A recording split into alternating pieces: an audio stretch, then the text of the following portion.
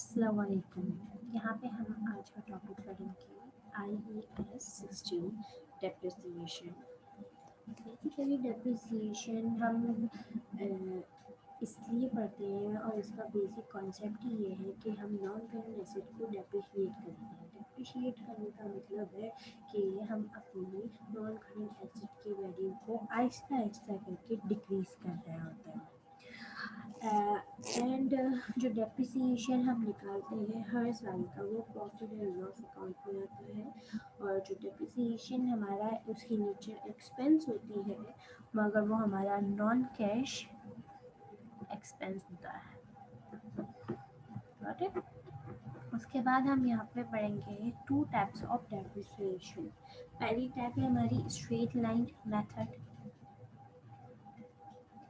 सही, straight line, और दूसरा है डिमिनिशिंग बैलेंस।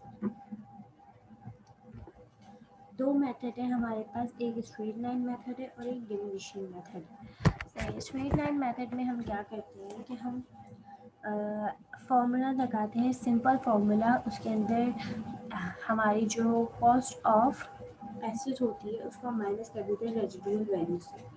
बेसिकली ये जो फॉर्मूला है इसका मतलब क्या होता है, डेप्रिशिएबल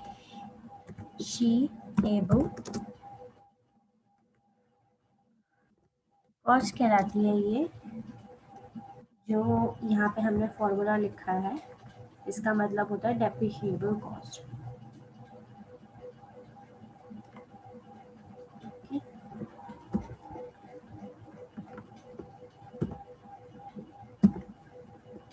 ठीक है, उसको हम डिवाइड करते हैं यूजफुल लाइफ से। यूजफुल लाइफ हमारी जो होती है वो एसेट की लाइफ होती है कि 10 साल, 20 साल, 50 साल ऐसी टाइप की लाइफ होती है।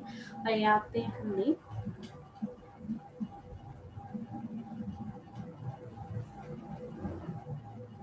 एक सेकेंड,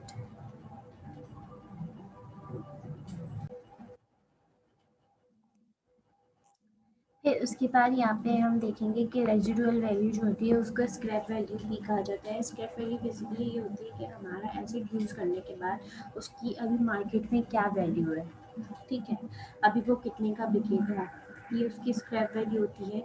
ये हम अज्यूम करते हैं और वो निकाल लेते हैं, सही है, क्योंकि हमें आज से 4 साल बाद, 10 साल बाद उसकी वैल्यू क्या होगी ये सिर्फ हमारी अजम्पशन होती है। बेसिकली हम अज्यूम कर रहे होते हैं, ये एक्चुअल नहीं होती है।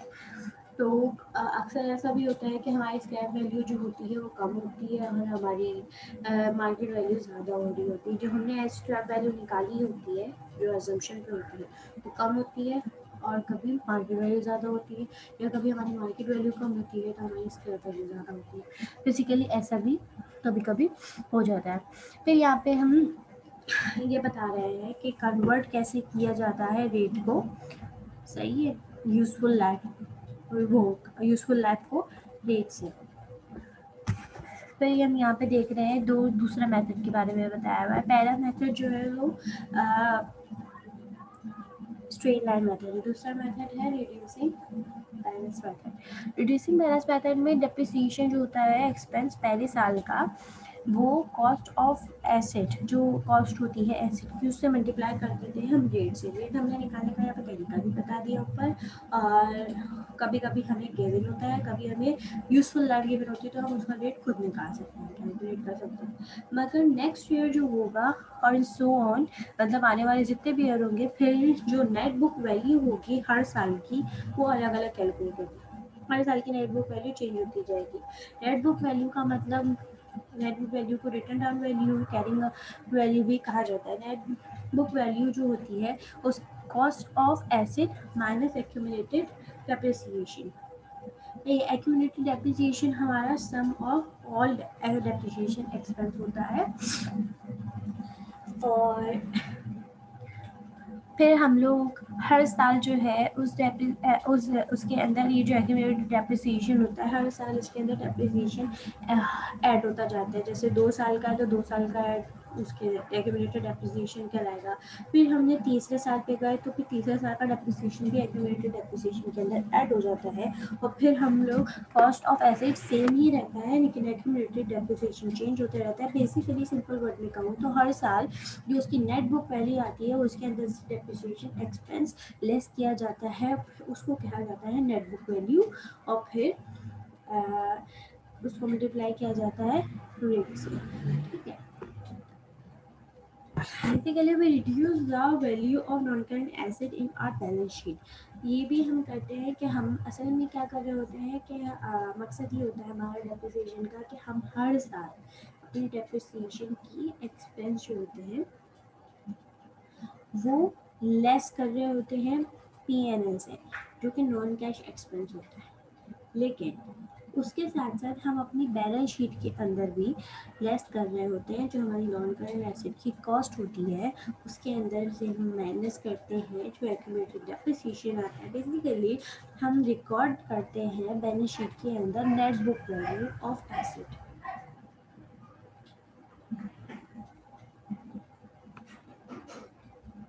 और यहाँ पे इसकी जनरल एंट्री यहाँ पे बताई गई है डेप्रिसिएशन एक्सपेंस डेबिट, जो भी पीएनएल अकाउंट में रिकॉर्ड होगा। और जो अलाउंस फॉर डेप्रिसिएशन मैंने जैसे बताया आपको कि बैलेंस शीट के अंदर वो जाता है और वो डिडक्ट होता है कॉस्ट ऑफ एसेट्स के अंदर, नॉन करंट एसेट। यहाँ पे मैं ये भी लिखती हूँ नॉन करंट एसेट। ओके,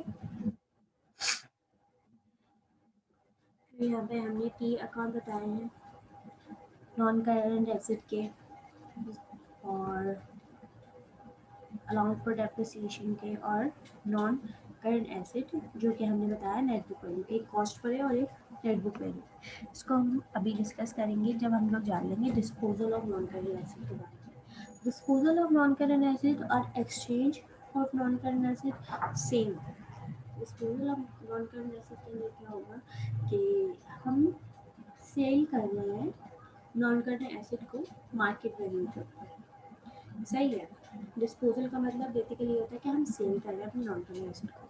अब मार्केट वैल्यू, मार्केट प्राइस जो होगी वो उस हिसाब से होगी। मार्केट वैल्यू और स्क्रैप वैल्यू में फ़र्क मैंने आपको बताया। स्क्रैप वैल्यू हम अज्यूम करते हैं, मार्केट वैल्यू एक्चुअल वैल्यू होती है वो उस टाइम के हिसाब से, लेकिन हम लोग स्क्रैप वैल्यू जो है अज्यूम कर रहे होते हैं कि वो आगे जाके ये हो सकती है, कुछ भी हो सकती है, जिसमें हम लोग कभी इंक्रीज भी बता सकते हैं तो कभी डिक्रीज भी बता सकते हैं।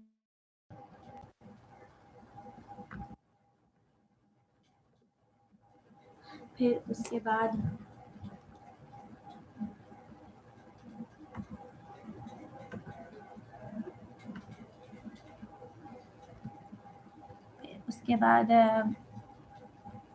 Market value less net book value. Net book value निकालने का तरीका भी ऊपर हमने बताया आपको। सही है, तो मार्केट वैल्यू की मार्केट वैल्यू यानी मार्केट प्राइस हमारी ज़्यादा होगी नेट बुक वैल्यू से तो गेन होगा, लेकिन कम होगी तो लेस होगा। इसका बेसिक तो कॉन्सेप्ट यही है कि बस हमारी मार्केट वैल्यू ज़्यादा है और हमने जो रिकॉर्ड किया वो नेट बुक वैल्यू कम है, उसका मतलब है हमें ज़्यादा पैसा मिल रहा है और हमने रिकॉर्ड कम किया हुआ था तो हमें गेन हो गया। ठीक है, लेकिन अगर हमने रिकॉर्ड ज़्यादा किया हुआ था और पैसा हमें कम मिल रहा है, मार्केट वैल्यू उसकी कम है, तो इसका मतलब हमें लॉस हो गया। सिंपल इसका कॉन्सेप्ट ये है। फिर यहाँ पे डिस्पोजल अकाउंट बताया जा रहा है। एक साइड है डेबिट साइड और एक साइड है क्रेडिट साइड।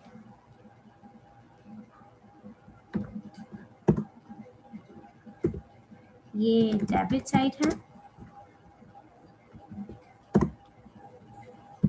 और ये क्रेडिट साइड है।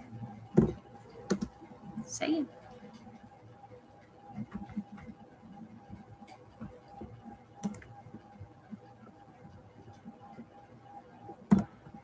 ठीक है। डेबिट साइड पे नॉन करंट एसेट आएगा, उसकी कॉस्ट आएगी। सही है, कैश प्रोसीड और मार्केट वैल्यू जो होगी वो क्रेडिट साइड पर आएगी। एक्यूमुलेटेड डेप्रिसिएशन क्रेडिट साइड पर आएगा। लॉस होगा तो वो क्रेडिट साइड पर आएगा, गेन होगा तो वो डेबिट साइड पर आएगा। ये यहाँ तक कि इसकी एंट्री समझ में आ गया। वो ठीक है, फिर इसकी एक एंट्री बनेगी जनरल एंट्री। वो जनरल एंट्री हमारे सारे कॉन्सेप्ट्स क्लियर कर देगी कि उन्होंने डेबिट साइड पर क्रेडिट साइड पर क्यों लिखा था। वो डिस्पोजल के अकाउंट में लिखा था। बेसिकली हमारा कैश जो होगा वो डेबिट होगा, ठीक है। अलाउंस फॉर डेप्रिसिएशन जो होगा वो भी हमारा डेबिट होगा। अलाउंस फॉर डेप्रिसिएशन डेबिट क्यों हो रहा है, वो भी हमारे ओल्ड नॉन करेंट एसेट का डेबिट इसलिए हो रहा है क्योंकि वो ख़त्म हो रहा है। जब हम लोग डेप्रिसिएशन एक्सपेंस रिकॉर्ड करते थे, जो depreciation expense debit, non current asset credit करते थे, ठीक है। वो non current asset, sorry depreciation expense debit, allowance for depreciation credit करते थे। लेकिन अलाउंस फॉर डेप्रिसिएशन जब हम क्रेडिट करते थे यानी हम बढ़ा रहे होते थे उसको, लेकिन जैसे ही हमारा एसेट बिकता है, हमारा एसेट बिक रहा होता है तो हम अपने एसेट को क्रेडिट कर देते हैं, और जो हमारा अलाउंस होता है डेप्रिसिएशन उसको हम डेबिट कर देते हैं ख़त्म करने के लिए, क्योंकि हमें अलाउंस ख़त्म करना होता है, क्योंकि हम पहले रिकॉर्ड कर करके डेबिट क्रेडिट साइड पे उसको बढ़ा रहे हैं, अब उसको डेबिट करके हम ख़त्म कर रहे हैं। लॉस होगा तो डेबिट साइड पे होगा क्योंकि लॉस हमारा एक्सपेंस होता है, और गेन होगा तो हमारा क्रेडिट साइड पे होगा क्योंकि गेन हमारा इनकम होता है। नीचे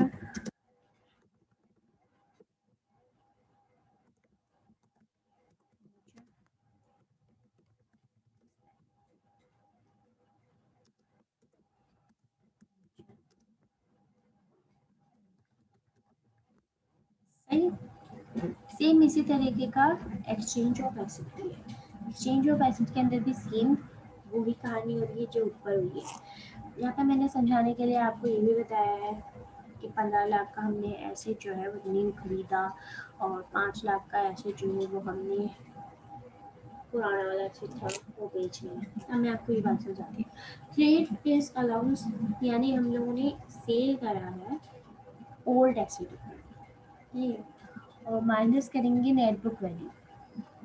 नेट बुक वैल्यू जिस तरीके से हम कैलकुलेट करी थी, जैसे ऊपर हमने थ्रेड इज अलाउंस के को यहाँ पे नाम दे दिया है ओल्ड एसेट की सेलिंग कॉस्ट को, ऊपर हम मार्केट प्राइस करेंगे, ठीक है। सेम उसका वैसा ही कॉन्सेप्ट है। एक्सचेंज ऑफ एसेट में हम क्या कर रहे होते हैं, हम ओल्ड एसेट देख के न्यू एसेट खरीद रहे होते हैं, मगर ओल्ड एसेट जो उस टाइम होता है वो उसी कीमत पे दिया जा रहा है। बेसिकली ये सेल नहीं किया जा रहा होता, बेसिकली ये एक्सचेंज किया जा रहा होता है। तो एक्सचेंज करने के ऊपर उसकी जो कॉस्ट होती है, या मैंने आसानी के लिए आपको यहाँ पे लिखा है सेलिंग ओल्ड एसेट कॉस्ट, मगर बेसिकली हम एक्सचेंज कर रहे होता है। फिर यहाँ पे बैलेंस पेड का मैंने यहाँ पर आपने को समझाया, कैश पेड इन, वो बैलेंस पेड इन कैश, यानी न्यू एसेट हमारा हम 15 लाख का खरीद रहे हैं, है ये। जो हमारा पुराना एसेट है यानी थ्रेड इन अलाउंस, पुराना एसेट है वो 5 लाख का है, तो 15 लाख में से 5 लाख निकाले यानी 10 लाख रुपए हमने अभी पे करने हैं। इट्स बीन 1 मिलियन,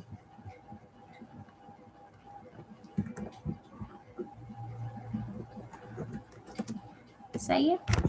फिर उसके बाद general entry, non current asset same same इसका वैसे होगा जिस तरीके से हो रहा था, बस इधर चेंज क्या आ रहा है कि नॉन करंट एसेट जो है वो प्लस हो रहा है, वो प्लस बोल रही हूँ डेबिट हो रहा है। बेसिकली डेबिट का मतलब प्लस होना ही होता है। तो नॉन करंट एसेट जो है वो हमारा new non current asset debit हो रहा है क्योंकि हमारे पास आ रहा है, और old non current asset credit हो रहा है क्योंकि हमारे पास से जा रहा है, सही है। और यहाँ पे एक नई चीज़ आ गई, वहाँ पे हम कैश रिसीव कर रहे थे डिस्पोजल में, यहाँ हम कैश पेड करेंगे, दोनों की सेम चीज़ है। अब यहाँ पे ये कॉस्ट बताई हुई है, कॉस्ट नॉन करंट एसेट की कॉस्ट बताई हुई है, और का टी अकाउंट बताया हुआ है। टी अकाउंट में जाहिर सी बात है हमारा एसेट है तो इसका डेबिट साइड पे ही बैलेंस होगा ओपनिंग, और क्रेडिट साइड पे इसका क्लोजिंग होगा। डिस्पोजल एसेट का मैंने अभी आपको बताया, डिस्पोजल अकाउंट यहाँ पे क्रेडिट पे क्यों आ रहा है, क्योंकि बेसिकली हमारा नॉन करंट एसेट जो है वो हमारे पास से जा रहा है, तो हम अपनी बुक से उसको निकाल रहे हैं, इस वजह से हमने डिस्पोजल अकाउंट को यहाँ पे क्रेडिट किया है, इसका मतलब हमारा एसेट बिक रहा है। तो ये एडिशन न्यू एसेट कोई आएगा तो वो डेबिट साइड पे आएगा, जाहिर सी बात है। इसी तरीके से अलाउंस फॉर डेप्रिसिएशन का अकाउंट है, मगर अलाउंस फॉर डेप्रिसिएशन हमारा एसेट नहीं है, वो हमारा एक तरीके से लायबिलिटी लगाते हैं। इसका ओपनिंग बैलेंस जो है वो क्रेडिट साइड पर आएगा और डेप्रिसिएशन एक्सपेंस भी हमारे क्रेडिट साइड पर आएगा। डिस्पोजल अकाउंट यहाँ पे इसलिए डेबिट साइड पर आया है क्योंकि जब हम एंट्री बना रहे थे उसकी डिस्पोजल की, तो उसके अंदर क्या था, अलाउंस फॉर डेप्रिसिएशन डेबिट हो रहा था। ये देखो डेबिट हो रहा था, जो डेबिट होने की वजह से हम यहाँ पे डिस्पोजल अकाउंट भी डेबिट कर रहे हैं। ठीक है, डेबिट करने का मतलब क्या होता है कि हम पूरा अलाउंस फॉर डेप्रिसिएशन खत्म कर रहे हैं। सही है, जो एसेट बिक रहा होगा उसका depreciation, allowance for depreciation debit हो जाएगा और खत्म हो जाएगा। ठीक है, नेट बुक वैल्यू के बारे में मैंने अभी आपको समझाया। इसके अंदर सब चीज़ें सेम रहेंगी सिवाय कुछ चीज़ों के, जैसे कि इसके अंदर डेप्रिसिएशन एक्सपेंस क्रेडिट साइड पर ऐड हो गया। डिस्पोजल अकाउंट जो होगा वो भी सेम जगह पर रहेगा, मगर वहाँ पे नेट बुक वैल्यू लिखी जाएगी। क्लोजिंग में भी नेट बुक वैल्यू लिखी जाएगी और ओपनिंग में भी नेट बुक वैल्यू लिखी जाएगी। अब ऐसा क्यों करा है? क्योंकि ये नेट बुक वैल्यू का अकाउंट है जो नॉन करंट एसेट है।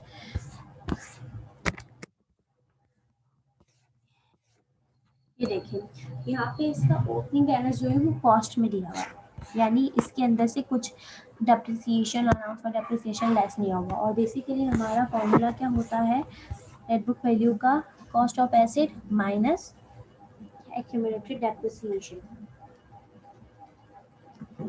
सही है ना, सही है ना। तो इन्होंने यहाँ पे कॉस्ट लिखी हुई है ओपनिंग बैलेंस पे, और क्लोज इसके ओपनिंग बैलेंस में इन्होंने अलाउंस फॉर डेप्रिसिएशन लिखा हुआ है। लेकिन हम इन दोनों को माइनस करेंगे, इसकी ओपनिंग को इसकी ओपनिंग से माइनस करेंगे, तब जाके नेट बुक वैल्यू आएगी और वो डेबिट साइड पे लिखी जाएगी नेट बुक वैल्यू। डिस्पोजल में भी सेम टू सेम इसी तरीके से करेंगे कि हम यहाँ पे कॉस्ट लिखी हुई होगी, डिस्पोजल की जो एसेट हम डिस्पोज कर रहे होंगे उसकी कॉस्ट लिखी जाएगी। ठीक है, और यहाँ पे इसका अलाउंस फॉर डेप्रिसिएशन लिखा जाएगा, अलाउंस फॉर डेप्रिसिएशन के अकाउंट। मगर जब नेट बुक वैल्यू का अकाउंट बना रहे होंगे हम, सही है, तो उसमें नेट बुक वैल्यू लिखी जाएगी जिस एसेट को हम डिस्पोजल कर रहे हैं, और क्लोजिंग में भी सेम टू सेम इसी तरीके से होगा। ये थी थ्योरी। ठीक है,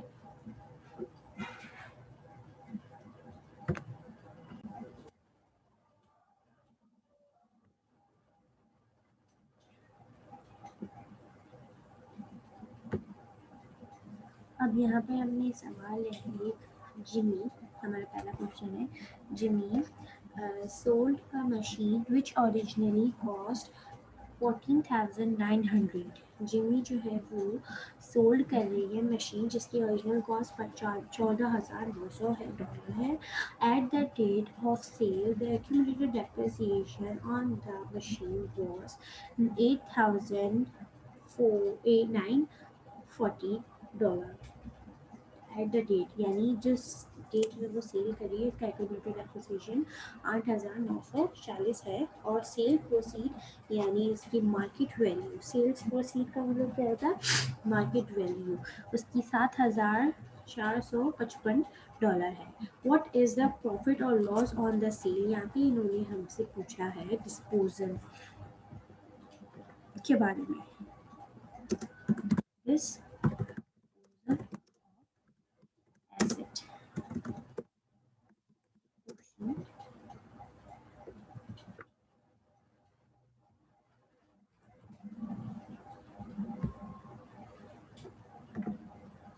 ठीक है।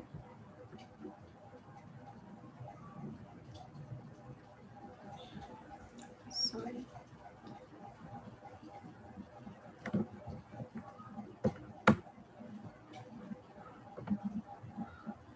अब यहाँ पे हम इस सवाल को सॉल्व करेंगे। इस सवाल को हम नीचे लेके चल देते हैं।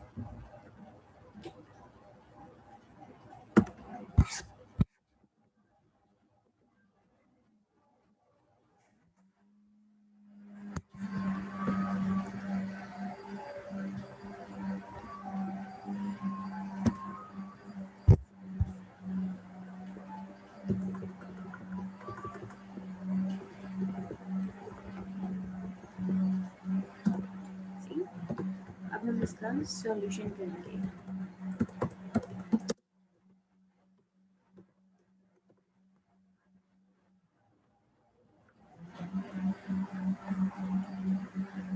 इसका सॉल्यूशन किस तरीके से होगा कि इन्होंने यहाँ पे कॉस्ट बताई थी, ओरिजिनल कॉस्ट। हमारा फॉर्मूला क्या था, हम इसकी पहले निकालेंगे नेट बुक वैल्यू।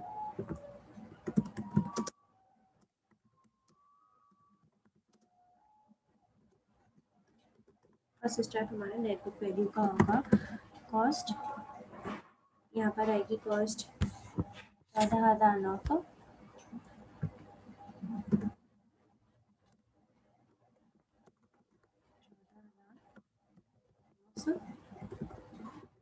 और इन्होंने यहाँ पे हमें बताई हुई है एक्यूमुलेटेड डेप्रिसिएशन 8,914।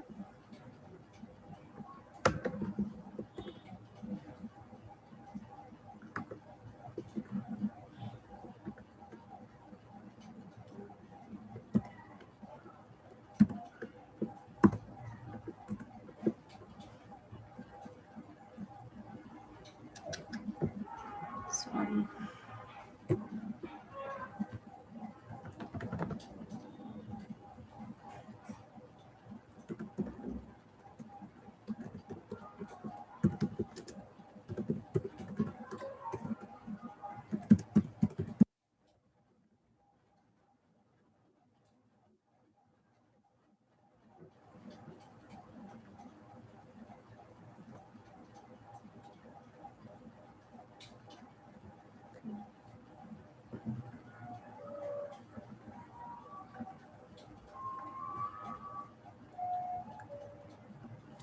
डेप्रिसिएशन इसका वैल्यू थोड़ा छोटा है।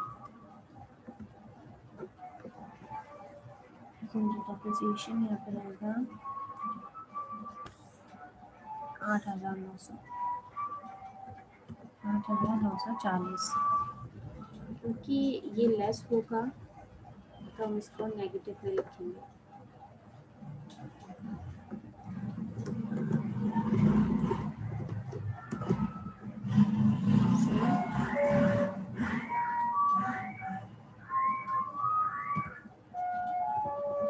लेस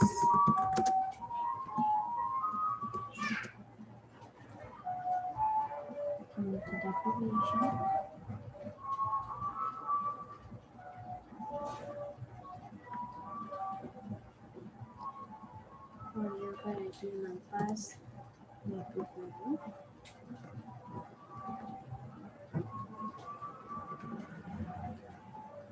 सही फॉर्मूला लगाएंगे, सम करेंगे,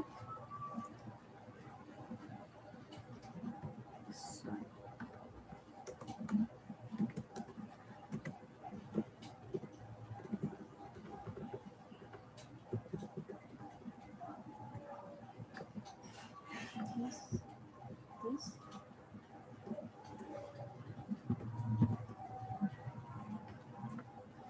क्या होता है।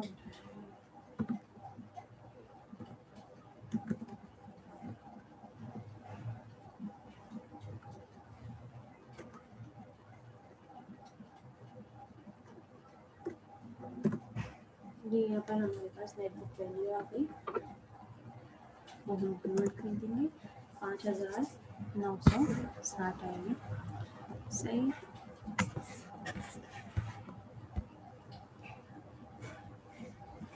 अब हमारा नेक्स्ट स्टेप ये होगा कि हम गेन और लॉस और डिस्पोजल निकालें, जो कि इन्होंने हमसे पूछा है असल में। नेट बुक वैल्यू हमारे पास आई है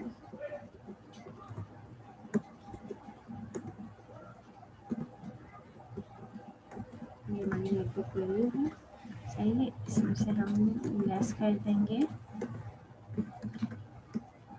हमारी सेल्स प्रोसीड को, जो हमारी मार्केट वैल्यू है। सही,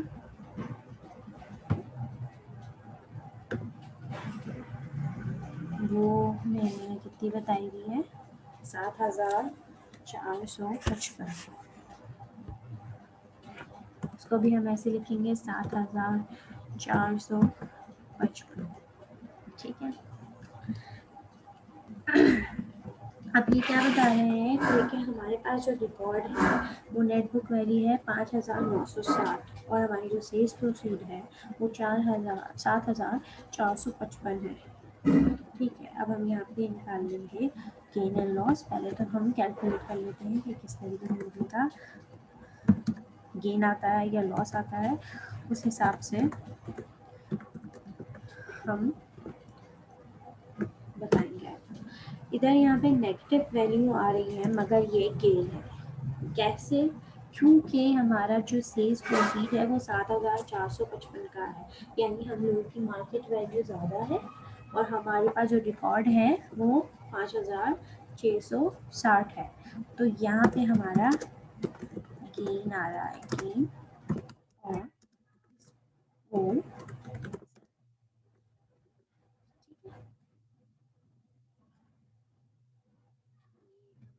सॉल्व कर लिया, कंप्लीट। कैलकुलेशन, इसका आंसर नंबर हमारा गेन है तो इसका ऑप्शन प्रॉफिट, गेन माने प्रॉफिट, और कितना आ रहा है 1495 14। तो ऑप्शन डी हमारा करेक्ट आंसर है। सही, ये भी एक सवाल हमने किया है।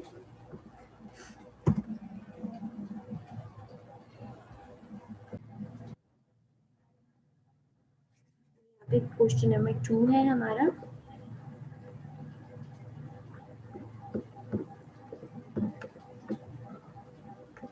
क्वेश्चन नंबर 2 है हमारा और इन्होंने बोला है, ये क्वेश्चन नंबर 2 में हम रिड्यूसिंग बैलेंस मेथड जो है वो यूज़ कर रहे हैं। ठीक है, eight 31 December 2001 Tina owned equipment which had cost 168,500 यानी टीना ने एक इक्विपमेंट खरीदा जिसकी कॉस्ट जो थी $168,500 थी और एट द डेट आज वो एसेट 66,500 का had been charged in respect of depreciation. Tina accounting policy is to charge depreciation on equipment at the rate of 25% on the reducing balance method basis, which is the depreciation charge to be included in Tina statement of financial statement of profit and loss for the year ended 31st December 2001। इन्होंने यहाँ पे टीना को बताया है कि ये टीना की cost है। ओके, और ये टीना का डेप्रिसिएशन है, एक्यूमुलेटेड डेप्रिसिएशन। Got it? ठीक है, और यहाँ पे 25% जो है वो रिड्यूसिंग बैलेंस मेथड यूज़ किया जा रहा है। अब इन्होंने पूछा है कि 2002 में टीना का क्या कहते हैं डेप्रिसिएशन क्या है, जो P&L अकाउंट के अंदर यानी statement of profit and loss के अंदर डेप्रिसिएशन चार्ज होगा। इन्होंने यहाँ पे ऑप्शन दिए हुए हैं। सवाल को हम कंटिन्यू करते हैं।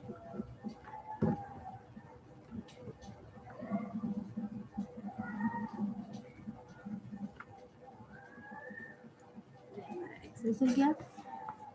फर्स्ट इन्होंने हमें निकालनी होगी नेटबुक वैल्यू। नेटबुक वैल्यू निकालने के लिए हम यहाँ पर देख रहे हैं दो चीज़ें।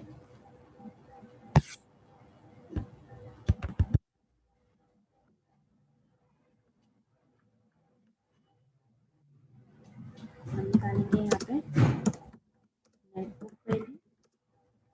सही, पहले हम नेटबुक वैल्यू कैलकुलेट करेंगे। कॉस्ट, एसेट की कॉस्ट आएगी लेस, पहले हम इसका वो बना लेते हैं पैटर्न, फिर हम नंबर्स डालेंगे।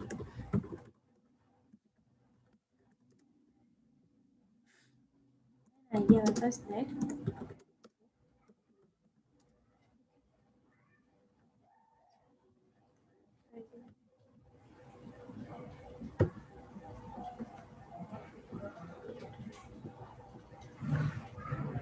हमारी कॉस्ट देखते हैं क्या है। 168,500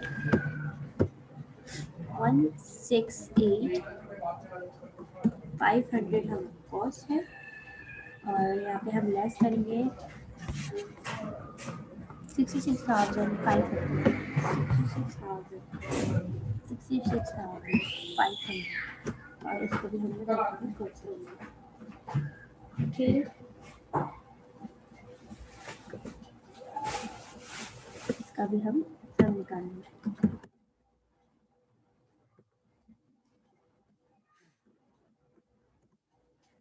पता चल रही कि हमारी नेट बुक वैल्यू क्या है।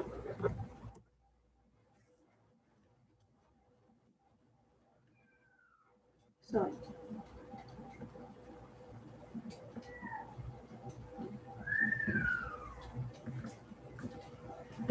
1,02,000 हमारी नेट बुक वैल्यू है। अब यहाँ पे हम रिप्लेसिंग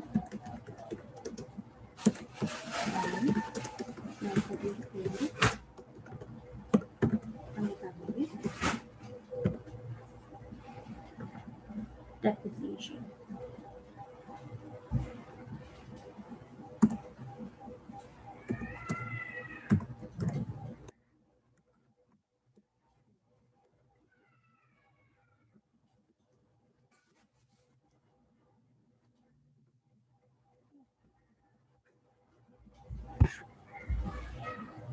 डेट क्या है, हमने दिया था हमें 25%।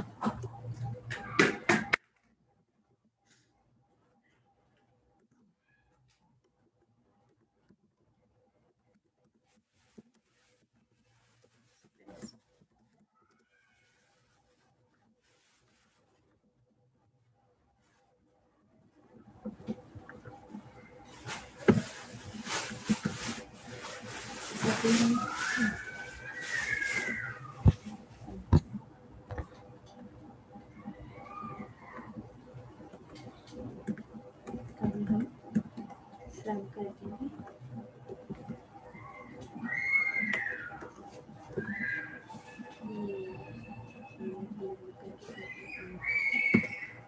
परसेंटेज कैलकुलेट करेंगे। परसेंटेज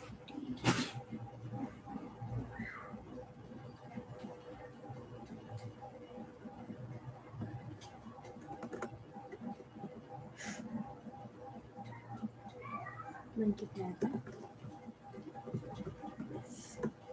या फिर हमें पता चल गया 25,500 जो है वो हमारा डेप्रिसिएशन एक्सपेंस है 2002 का 2000x2 सही। यहाँ पे ऑप्शन इन्होंने दिए हुए हैं। ऑप्शन सी जो है वो हमारा करेक्ट आंसर है।